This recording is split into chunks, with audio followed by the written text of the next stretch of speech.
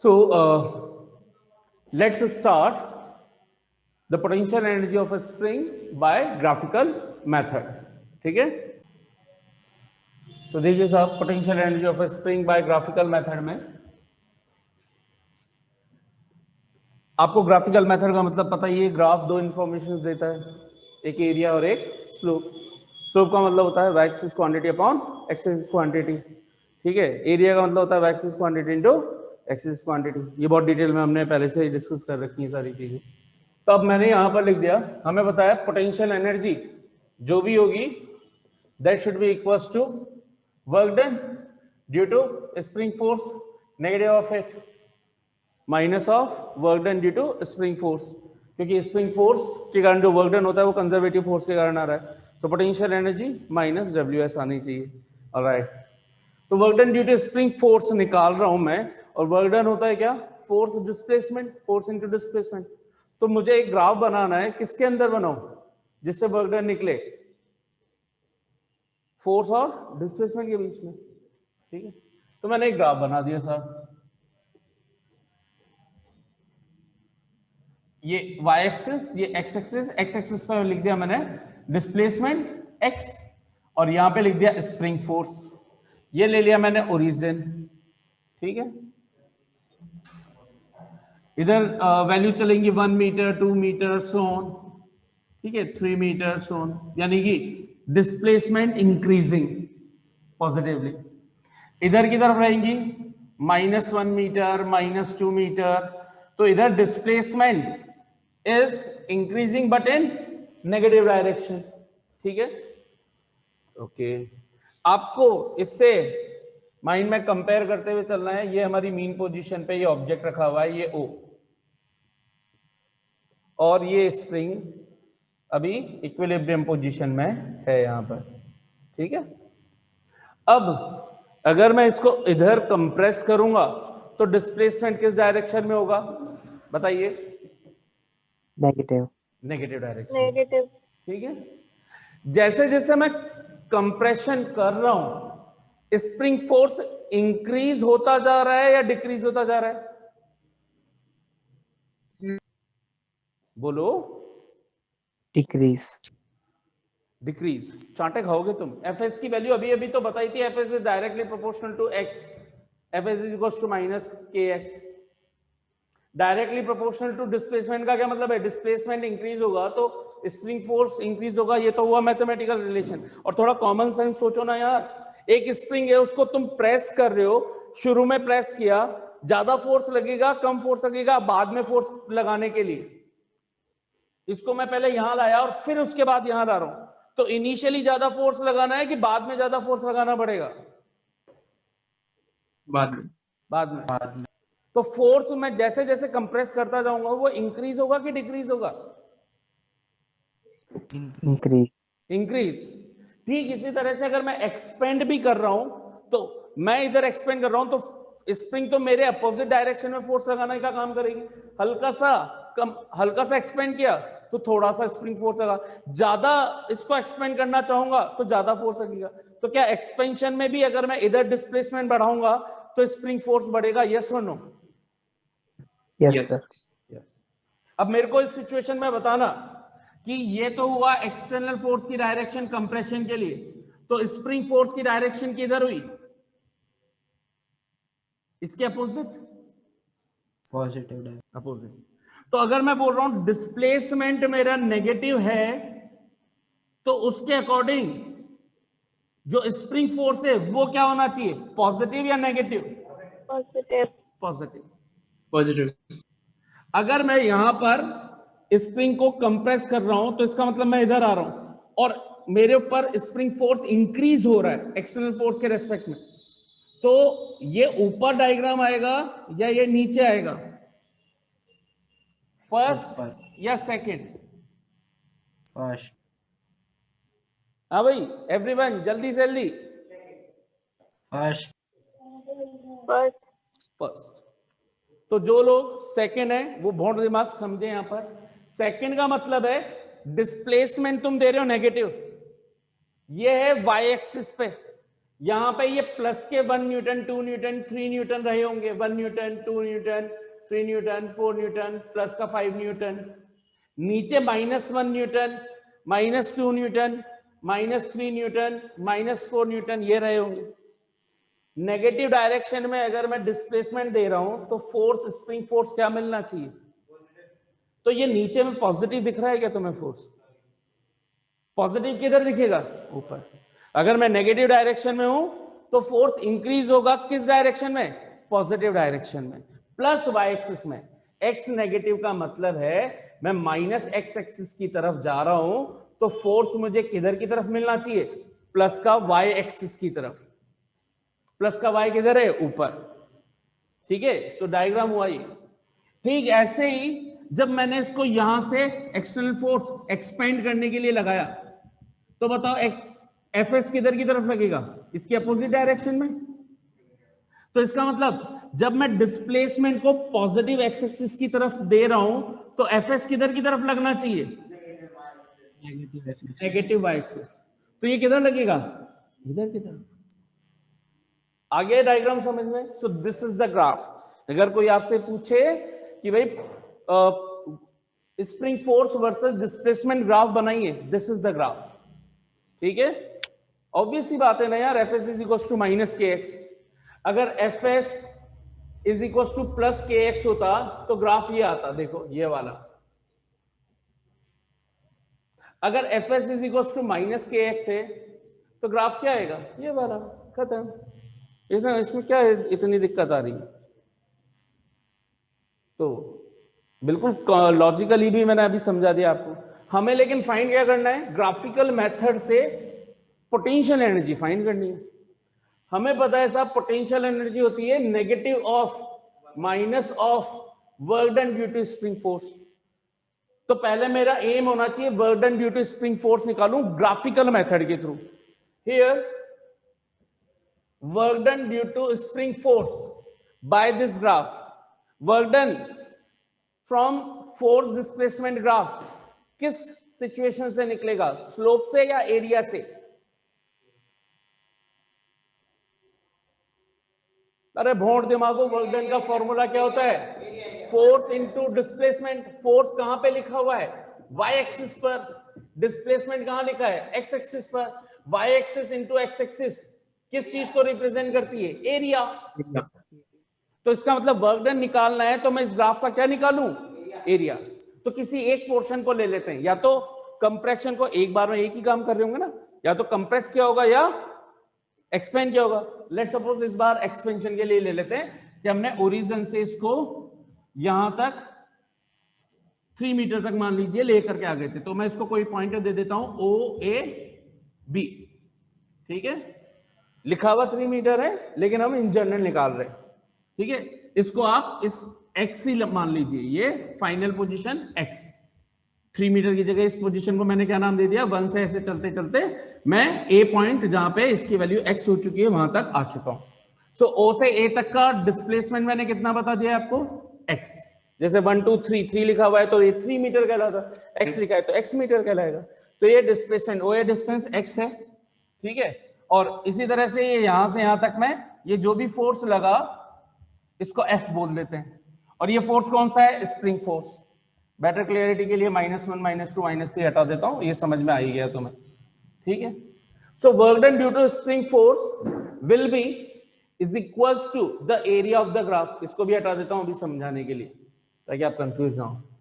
Work done due to spring force should be the area of FS and displacement graph. कौन सा area नजर आ रहा है?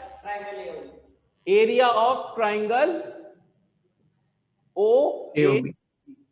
एरिया ऑफ ट्राइंगल क्या होता है? Half into base. बेस बोल दो OA। 3 हटा दिया मैंने, x लिख दिया ना। O is the base and height is AB। OA को हमने क्या लिख दिया? x। AB को क्या लिख रखा है? FS। FS की वैल्यू कितनी होती है x की टर्म्स में? -kx है ना। Spring force always be negative of the displacement, है ना, हुक्स कांस्टेंट के साथ, half X minus K X. बताइए क्या आया फाइनल आंसर, माइनस हाफ के एक्स स्क्वायर। ये आया मेरे पास क्या, work done due to spring force by graphical method, therefore minus half के एक्स स्क्वायर, ठीक है, माइनस लिखा हुआ है साहब, minus, therefore potential energy of spring should be is equal to, क्योंकि स्प्रिंग फोर्स कंजर्वेटिव होता है तो इसका मतलब उसके थ्रू जो वर्क डन होगा वो पोटेंशियल एनर्जी की टर्म्स में नेगेटिव होना चाहिए, minus of work done due to spring. यहां पे WS की वैल्यू सब्स्टिट्यूट कर दो, माइनस हाफ के एक्स स्क्वायर। फाइनल आंसर क्या आ गया, potential energy of spring is equal to half के एक्स स्क्वायर। पहले भी यही आंसर आया था, अभी भी यही आंसर आ रहा है, ठीक है। How many of you understood it properly? अब इसी के अंदर हम जल्दी से अब एक चीज और समझ लेते हैं, वो कहलाती है कि क्या ये कंजर्वेटिव फोर्स है, तो हमने बोला था कि during the conservative force total mechanical energy always remains constant. तो आपसे बोला गया थ्योरेटिकली एक्सप्लेन कर दीजिए आप इसको, कि explain that the if the spring force is the conservative force, then total mechanical energy of the spring force should be constant. Explain it theoretically. हम कैसे करेंगे? हमने बोला था कि अगर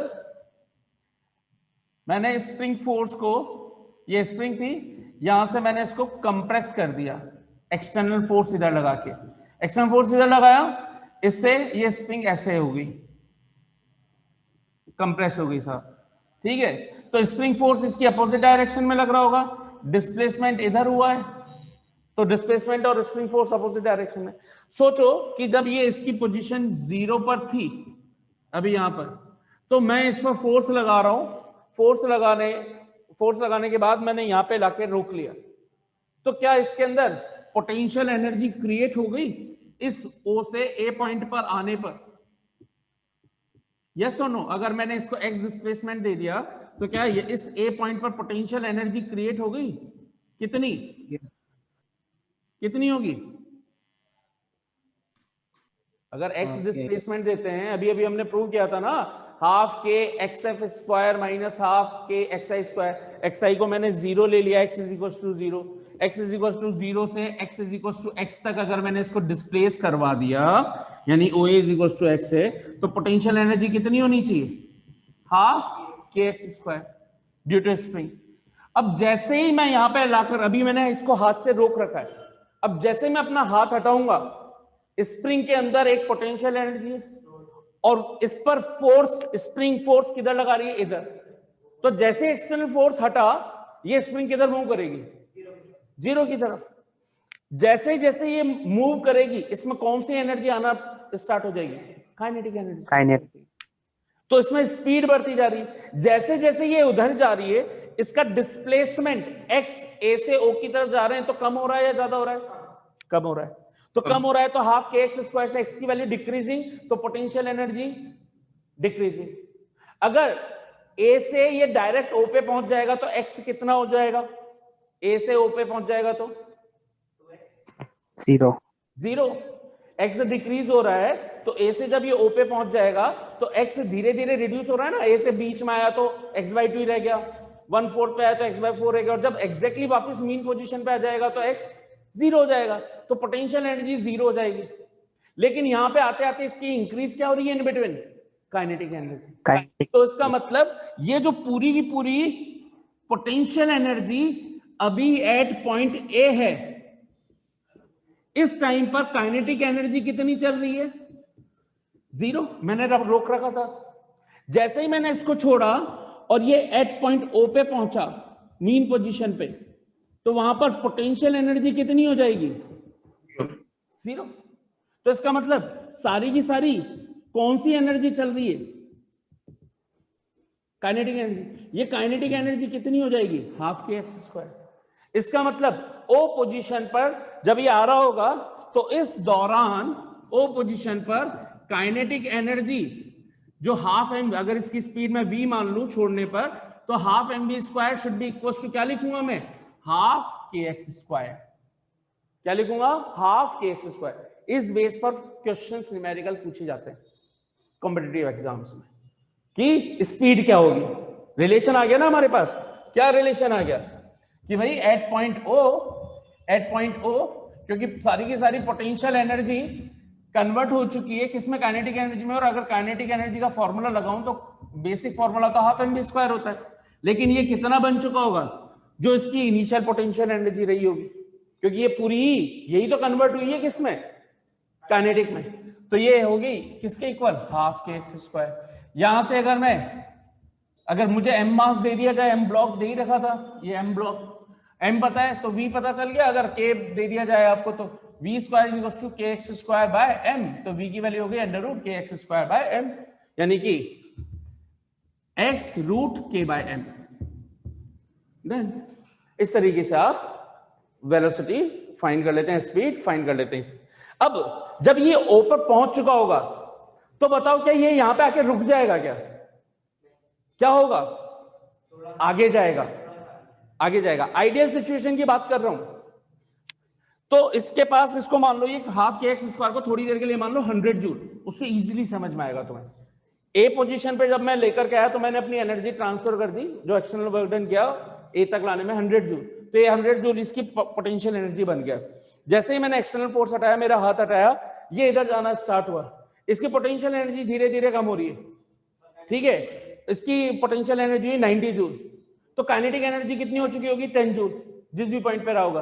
फिर जब 60 जूल पोटेंशियल एनर्जी रह जाएगी तो काइनेटिक एनर्जी कितनी हो चुकी होगी, 40 जूल। ओ पर जब आ जाऊंगा तो पोटेंशियल एनर्जी कितनी हो चुकी है, 0। काइनेटिक एनर्जी पूरी कितनी बन चुकी होगी, ये 100 जूल। अब ये 100 जूल एनर्जी रख रहा है और किसी ने पकड़ा हुआ नहीं है, तो क्या ये वापस इधर आएगा कि अभी आगे जाएगा, इस एनर्जी के कारण आगे जाएगा। कितना आगे जाएगा, जब तक कि 100 जूल खत्म ना हो जाए। खत्म कहां पर होगी, जहां पे 100 जूल मिले। 100 जूल मिलने के लिए अगर इधर एक्स डिस्प्लेसमेंट हुआ था तो उधर भी कितना डिस्प्लेसमेंट रहेगा, एक्स, यानी ओ से बी की तरफ ये इधर आ जाएगा यहां तक एक्स डिस्टेंस तक। तो जैसे जैसे इधर जाएगा अब ये एक्सपेंड हो रहा होगा। अब ये कंप्रेशन से छूटा था, छूटते ही इधर आया और इस काइनेटिक एनर्जी के कारण ये आगे जाएगा। अब आगे जाने में कंप्रेशन हो रहा होगा कि एक्सपेंशन, एक्सपेंशन के कारण इसकी काइनेटिक एनर्जी कंटिन्यूएशन में डिक्रीज हो रही होगी। जब ये ए पे पहुंचेगा तो पूरी की पूरी काइनेटिक एनर्जी खत्म हो चुकी होगी और ए पे क्या कन्वर्ट हो चुकी होगी, पोटेंशियल एनर्जी। तो मतलब बी पर क्या हो चुकी होगी, पोटेंशियल एनर्जी, बी पर हो गई 100 जूल। अब बी पर मैक्सिमम एक्सपेंशन हो चुका है और अभी किसी ने पकड़ नहीं रखा। अब पोटेंशियल एनर्जी 100 जूल हो गई, छोड़ दूं मैं वापस, मतलब छोड़ दूं क्या, वहां 100 जूल हो गई, मैक्सिमम एक्सपेंशन हो गया, स्प्रिंग फोर्स इधर लगा रही है, काइनेटिक एनर्जी 0 हो चुकी है, यानी कि ऑब्जेक्ट यहां पे आकर के रुक चुका है और स्प्रिंग फोर्स कंटिन्यूएशन में इधर लग रहा है क्योंकि एक्सपेंड हुआ हुआ है। तो ये वापस इधर मूव करेगा, इधर मूव करेगा तो इसकी पोटेंशियल एनर्जी वापस से रिड्यूस होगी। ओ पे आकर के वापस से 100 जूल 0 हो चुकी होगी, पोटेंशियल एनर्जी किस में कन्वर्ट हो चुकी होगी, काइनेटिक में। काइनेटिक में कन्वर्ट हो चुकी होगी तो फिर ये इधर कंप्रेशन में आएगा रेजिस्टेंस तक, फिर वापस 100 जूल यहाँ पे किस में कन्वर्ट हो जाएगी, पोटेंशियल में, और इसकी स्पीड 0 हो जाएगी। फिर 0 हो गई, फिर ये इधर आएगा, क्या हो गया ये, ऑसिलेशन। आइडियल सिचुएशन में अगर कोई एक्सटर्नल अनबैलेंस फोर्स नहीं होगा तो कंटिन्यूएशन में ऑसिलेशन होते रहेंगे, आइडियल ऑसिलेशंस इनफाइनाइट टाइम तक, ठीक है। क्यों, क्योंकि इसकी एनर्जी को हम ये मान रहे हैं कि energy is not dissipated in the form of heat, light, sound. Ideal condition बोल रहे हैं कि बस यहां पर या तो पोटेंशियल एनर्जी काइनेटिक में कन्वर्ट हो रही है या काइनेटिक पोटेंशियल में कन्वर्ट हो रही है, हीट, साउंड किसी और चीज में कन्वर्ट नहीं हो रही। तो ये अपनी मीन पोजीशन के अबाउट कंटिन्यूएशन में ऑसिलेट करता रहेगा और इस तरह से करेगा कि एक्सट्रीम पोजीशंस, ए और बी को क्या बोलेंगे, एक्सट्रीम पोजीशंस। एक्सट्रीम पोजीशंस पर इसमें हमेशा पोटेंशियल एनर्जी रहेगी और मीन पोजीशन पे इसमें हमेशा केवल काइनेटिक एनर्जी रहेगी। इन बिटवीन हमेशा दोनों बनी रहेंगी और इस तरह से रहेंगी कि उनका सम हमेशा 100 जूल यानी कि कांस्टेंट बना रहेगा, ठीक है। This is called the conservation of energy in a spring, ठीक है, elastic spring. How many of you understood it properly?